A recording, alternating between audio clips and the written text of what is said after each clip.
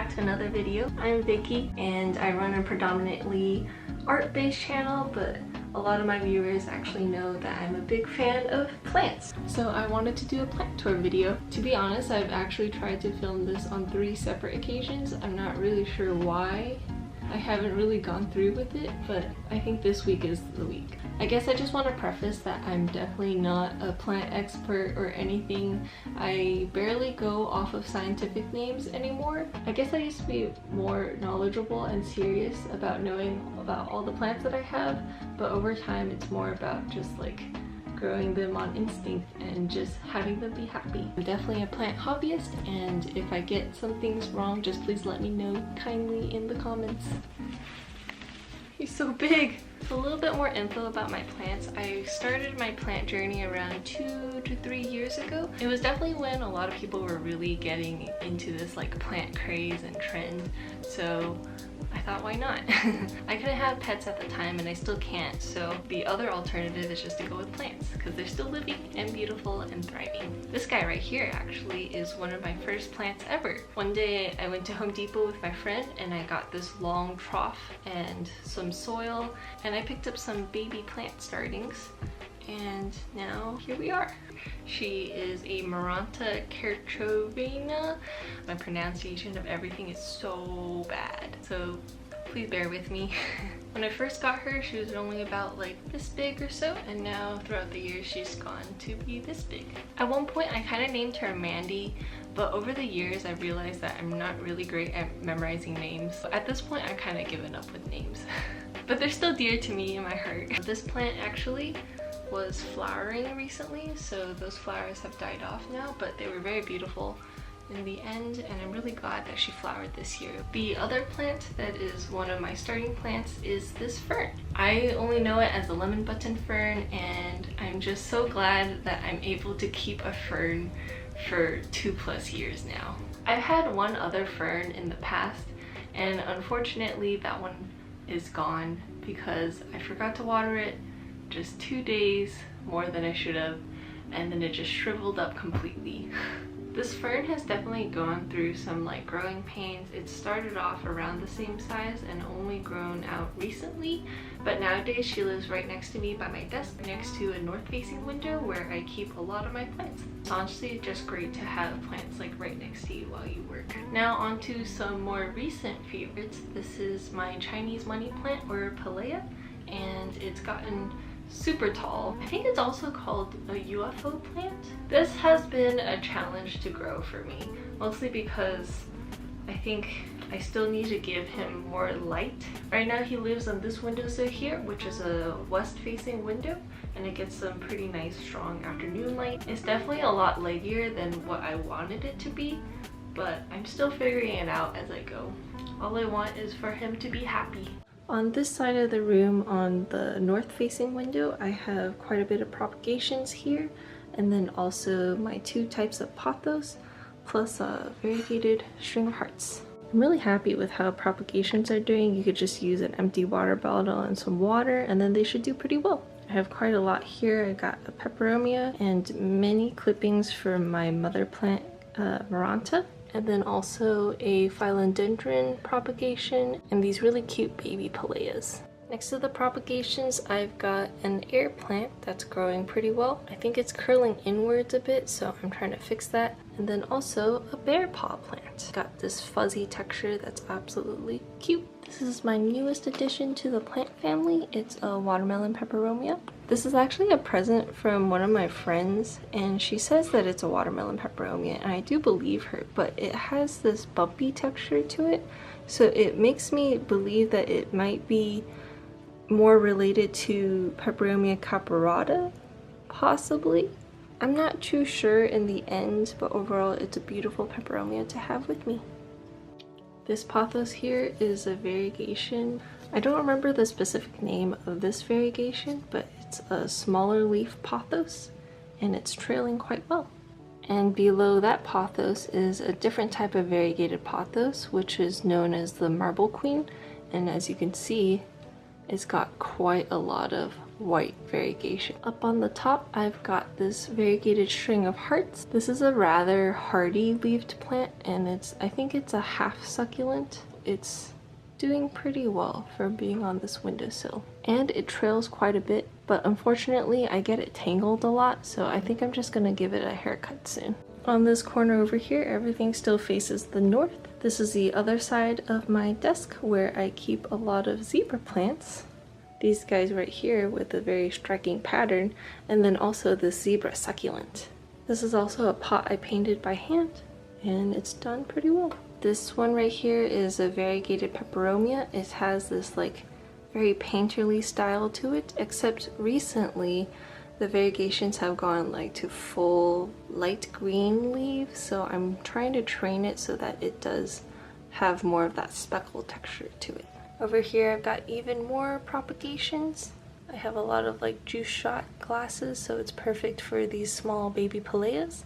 And then actually I have these string of hearts props that had Codex nodes that I buried into the soil, so I think after some time this should be its own plant and can start its own trail without the water propagation. Here is another variegation on the Peperomia, which is more of just like a two-tone.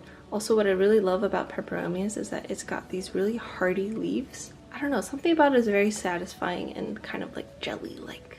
These two plants here are actually from my bedroom, but I moved it in here for today's sake. This guy is just a regular ZZ plant from my mom's mother ZZ plant. This guy right here is a desert rose, or also called an Endenium obesum. These are fun plants to grow, but are definitely made for the outside because it needs a lot of light to grow. But what makes this plant really fun is that it has this giant codex that's very hardy, so it looks like a mini tree. I named this guy Deku after the great tree in Zelda. Then moving on to my west-facing window. On the top of this shelf, I actually have some water propagations. In this one, I have a Tradescantia zebrina clipping and also some more Marantas. And then the variegated Maranta clipping. I got some regular golden pothos trailings here. And then over here, this guy is a regular string of hearts.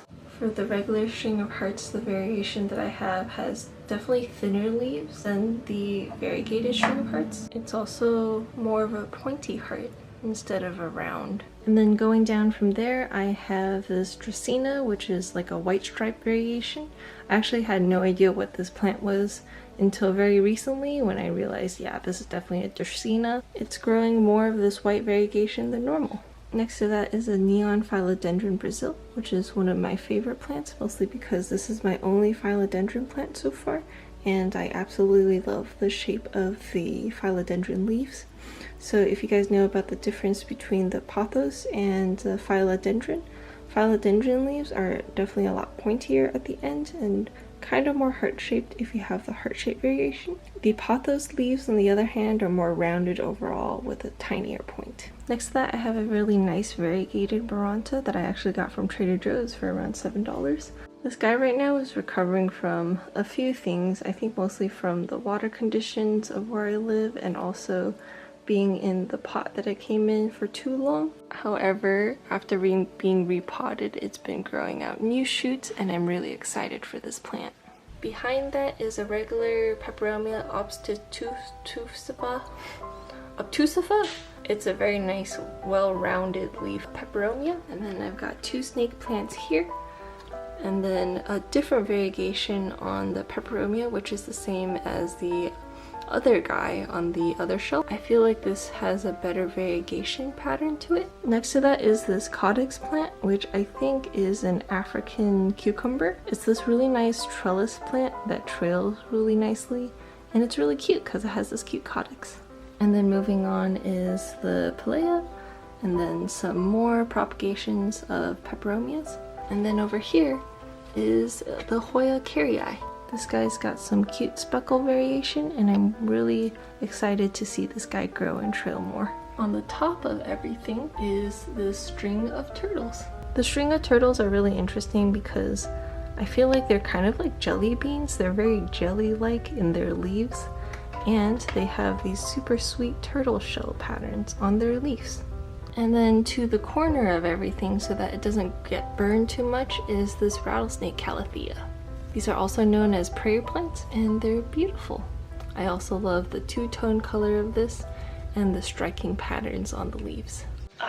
So a little bit more info about Marantas and Calatheas. They're kind of in the same family, I think. I think both Marantas and Calatheas are known as prayer plants, mostly because in the day they open up their leaves to receive sun, and at nighttime they close them up like a prayer. So it's really fun to have these types of plants around because they're very active in the day, and if you don't know, you could look at like time-lapse videos of plants moving because they are living and they move and grow in their own ways. Not just slowly throughout the days and months, but actually hour by hour. Right now, a lot of them are at 90 degrees or a little bit less, and then later on in the day, it'll actually just close up pretty much. And then you get to see more of the purple brown sides of the undersides of this leaf. The last two plants that I have to showcase are my Monstera and my pinstripe calathea. Unfortunately, the pinstripe calathea has spider mites, so she's relegated into that corner by herself. So the very last plants that I wanted to talk about were these trees. These are rubber trees, are known as Ficus elastica, which is a great name to learn because it's so easy. Ficus tree, elastica rubber. These guys I also got early on, around 2 years ago. They were both about this big, yay high, and now they've gone and grown to massive extents. And I don't even know if you can see the top of this one. I think without a doubt, rubber trees are definitely one of my favorite type of plants. I am definitely a sucker for more hardy leaves, which is why I like peperomias a lot.